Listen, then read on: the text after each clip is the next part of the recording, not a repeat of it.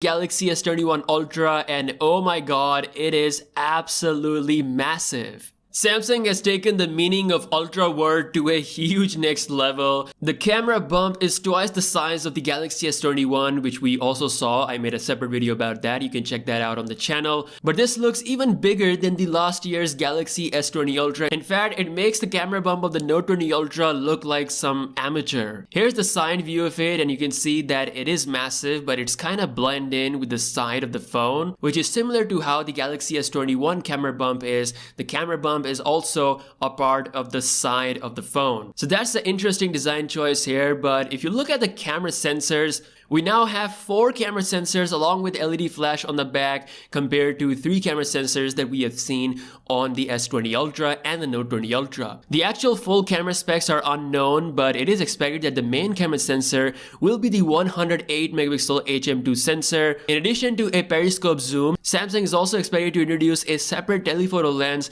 to increase the zoom capability even more. Of course, there will be a ultra wide angle lens as well. Now, similar to the Note 20 Ultra, there's actually no branding on the phone, so you can't see the zoom limit on the S21 Ultra. Something tells me that Samsung might actually bring the 100x zoom back in the game, but in like a better form. Again, we'll see about that in the future. Now, if you look at the camera bump, it is color coordinated. Same thing with the camera rings, so it does add a bit of a depth to the design. Now, as expected, because it's the Ultra model, you're getting the premium. Now, unlike the standard Galaxy S21, the S21 Ultra is coming with a proper 6.9-inch bezel-less curved display. It honestly looks pretty stunning, and that chin looks even more minimal. Once again, the punch hole is still there, so no under-display camera for the Galaxy S21 lineup. That's fully confirmed. It is expected that the Z Fold 3 might be the first phone with the under-display camera. Just like last year's Galaxy S20 Ultra, it's going to be packing 120Hz LTPO display combined with a 5nm state-of-the-art Exynos 2100 processor. There is no dedicated S Pen slot on the Galaxy S21 Ultra, which means that S Pen will not be coming with the S21 Ultra built in, but Samsung can still sport this in the software